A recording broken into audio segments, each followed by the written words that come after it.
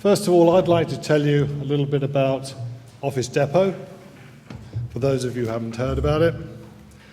Anne-Marie is then going to tell you about the first sting, which is a fraud case that's recently been investigated. And then the second sting is about chargebacks. And I'm sure most of you are sort of fully aware of all the differences and the ways that stolen credit cards, etc., can actually cost you money. Office Depot was founded in 1986. It's an American company, so it's only just over 25 years old. It sells paper, plus a few other bits and pieces, like the chairs you're sitting on, the desks, the paper, the pens. So it's a fairly big office supplies retailer. 3 years after it was formed, it merged with another American company, Viking Direct. Still sold paper. Over time, it became a massive Fortune 500 office supplies company in the US. First move outside of the US was in 1991, when they decided that, okay, let's expand into Europe. UK, US, just like that. So the natural place for them to come is the UK. Finger on the map, middle of the UK, that's Leicester. So, let's have a business in Leicester. Let's do it different. Let's call it Viking Direct and make it mail order only. So that mail order business was established. Yes, it sold paper, but it gave the customer the opportunity for the first time to phone up, place an order, and if it's local, have it delivered same day or wherever else in the country next day.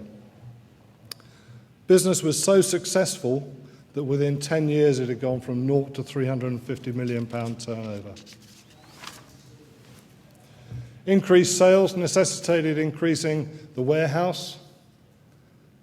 We established warehouses in London, Manchester and Dublin, as well as the original one in Leicester. In early 2000, a decision was made that, we ought to get into the contract side of the business, try and sell office supplies to the major companies.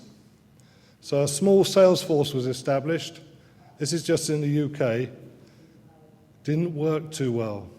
Now, being an American company, you want success and you want it now. So if you can't work at it, what do? You go and buy it.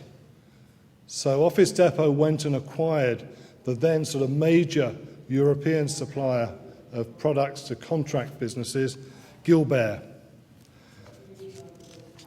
Now, the acquisition, that increased the turnover, doubling it, thereabouts, which achieved the objective.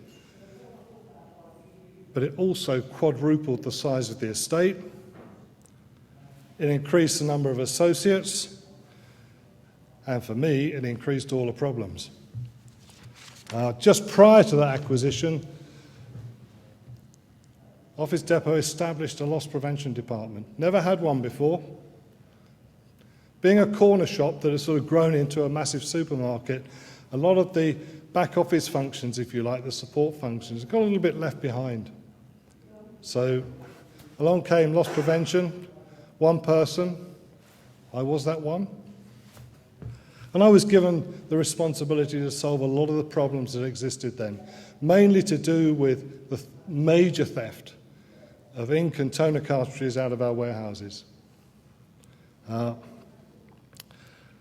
Over time, the number of people and the sites we've rationalised, the problems have been resolved, loss prevention department has increased in size. Our customers now have the opportunity of buying from us, not just over the phone as they originally did, but also via fax, email and online. As we're talking about online fraud, it's quite appropriate. With the way of shopping changing, our products changed. And we started selling some fairly glamorous things like iPads. And the frauds, obviously, have grown because everybody wants an iPad. Anybody know when the iPad 3 comes out? Because I can guarantee our frauds or attempted frauds will just rocket up when it does. It's also, I suppose, helped in some ways leading loss prevention to work closer with our credit department to try and counteract these frauds. I'd like to introduce Anne-Marie, who's going to tell you about a case study, a recent fraud. Now, this wasn't online, it was actually via telephone. But I think the fact that it was via telephone highlights the fact that the fraudsters were trying to circumvent some of the online security controls that we had in place. And following on from Anne-Marie, the second sting, Sarah's going to tell you about chargebacks. Anne-Marie. Thank you, Richard. Okay, it's not often that a company will do the equivalent of washing its dirty laundry in public by giving details of a fraud case where they have been a victim. However, that's what I'd like to do today. The reason for doing this is we'd like to warn yourselves and other companies of a particular MO, and also knowing that Viking has not been the only company affected. Okay, Office Depot takes pride in keeping fraud transactions to less than 0.1% of sales. Last year, stopping over £7 million worth of fraud going out the door. But at what cost does that come at? All our customers, all our new customers, have several checks completed. Risk assessments on names and addresses and credit checks, identity validation, threshold pulls on certain products and order costs. But fraudsters are always looking for the gaps in company processes and procedures and new methods of committing frauds. And once a fraudster has been successful, they're usually aware they only have a small window of opportunity, so timing is key. Okay, let's talk about the perfect transaction. It's Viking order, so it's mail order. So if I was to tell you, a new customer placed an order via the telephone, they paid by credit card and the credit card authorised, the name and address provided was validated against the voters register, the orders were picked, packed and dispatched, and the orders apparently seemed to be delivered because we had proof of delivery, meaning we gained a signature. Would you think this was a good transaction? Would hope to think so. Too good to be true? Quite possibly. We started to receive a noticeable increase in a large number of chargebacks. Due to the increase, this prompted an investigation into why. This is where we discovered all the orders were being delivered by the same national carrier, and the vast majority of the orders were within 4 postcode areas, which gave us a lead on the carrier routes and consequently the drivers. The proof of deliveries on a number of the orders were similar signatures, and the name and addresses used were genuine, but the people concerned were unaware of the orders. All of the orders were for the same product. And as Richard obviously mentioned earlier, there's no guessing what the product was. It was the iPad. Okay, so how did it happen? How did we let this get through? New Viking accounts were opened using genuine name and addresses. These orders were placed over the telephone, therefore bypassing our online 3D secure system, allowing these orders to be placed with stolen credit cards.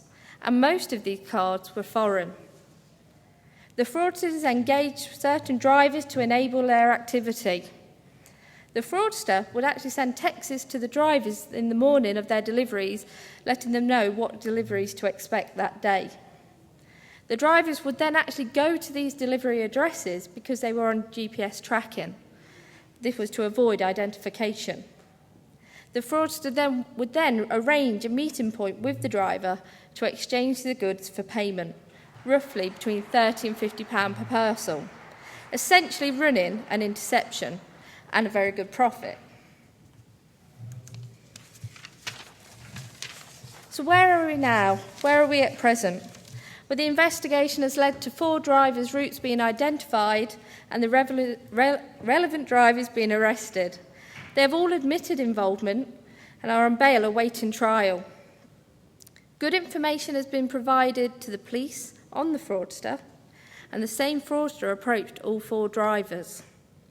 The carrier has issued a warning communication to all drivers, and further checks have been implemented on all iPad orders.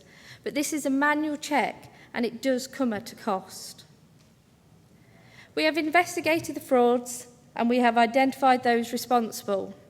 Their MOs as well. However, a lot of the frauds are fairly historical because of the time it takes for the credit card companies to advise us of chargebacks. This has meant the fraudsters have had an extended period of time to continue with their criminal activities before we were able to act. Now I'd like to pass you over to Sarah Brandon to talk to you about chargebacks.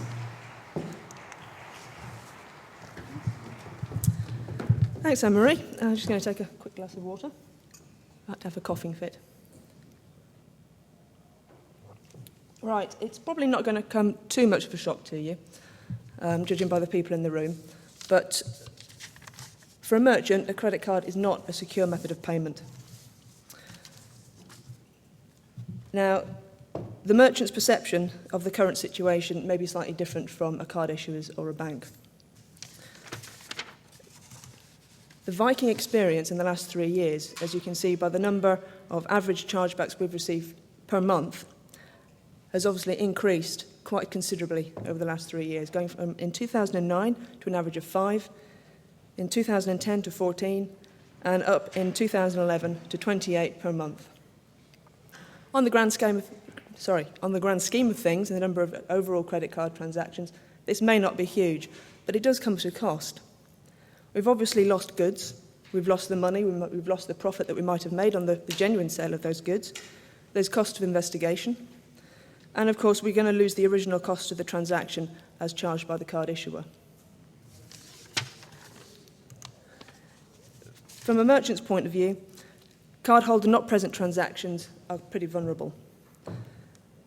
Now, while the introduction of the CV2 code a few years back was a huge leap in the security of cardholder not present transactions, and as one of the first people to implement it, it was really successful. We basically dropped right down to 0 chargebacks as soon as we started using it. Unfortunately, fraudsters are dynamic, they're innovative, and now, as we've just heard, they've developed more sophisticated ways of using credit cards. They're not protected by chip and PIN. The essential anonymous nature of distance transactions emboldens fraudsters, and 3D secure coverage is fairly irregular.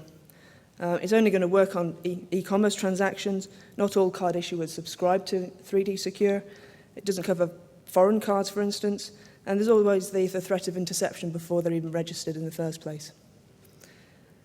The protection of a credit card is focused, it seems, very much towards the victim and the issuer, and not necessarily the merchant.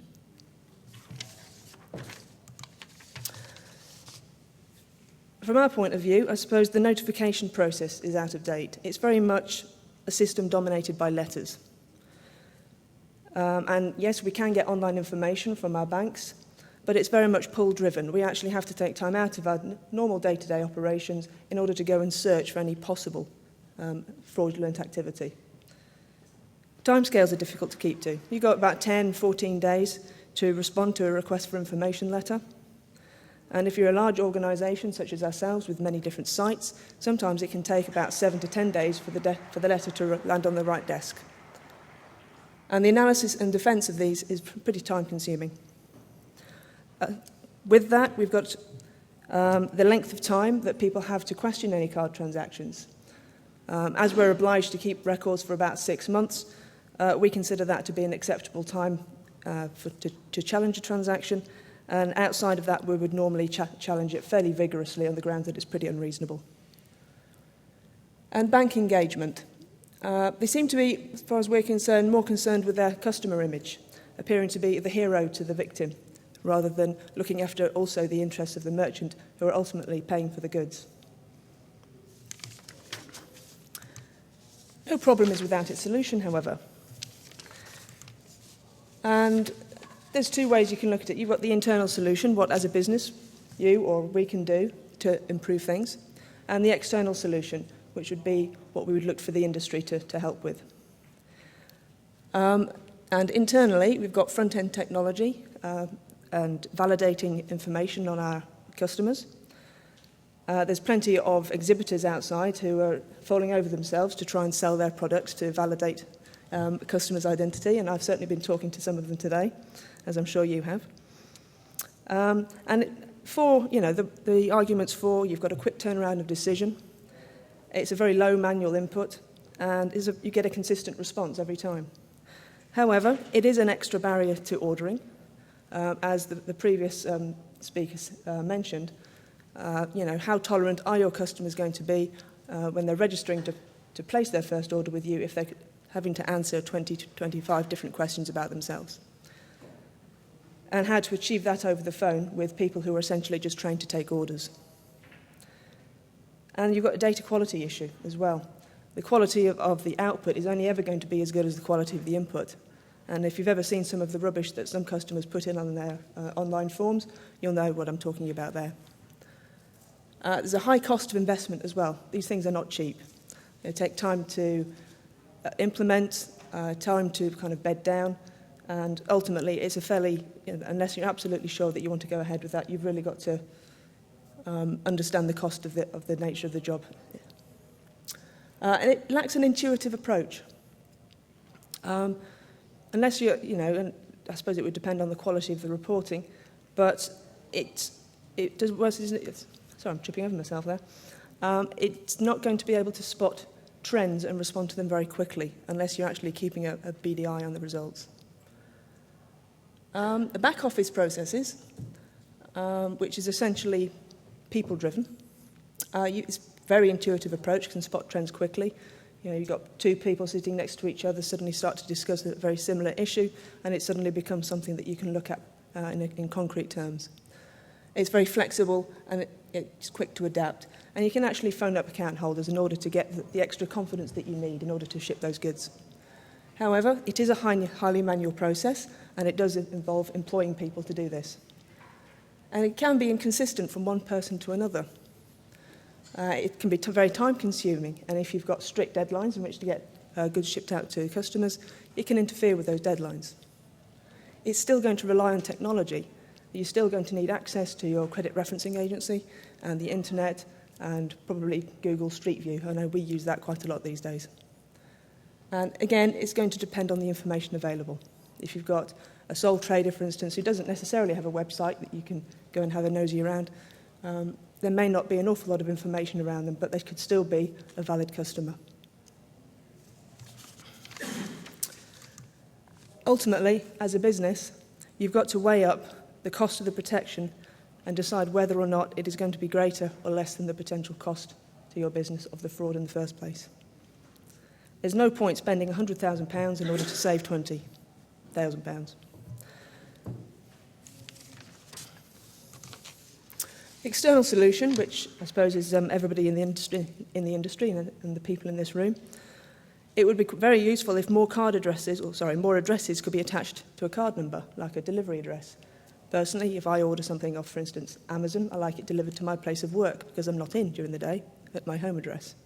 So if that was a recognised delivery address that I had put on my credit card number, then that could be used as an extra source of validation when the card's being authorised. A push alert system would be useful, providing information quickly to merchants of any at-risk payments. And a general acceptance amongst the industry of the vulnerability of cards and engagement with all stakeholders in order to improve security.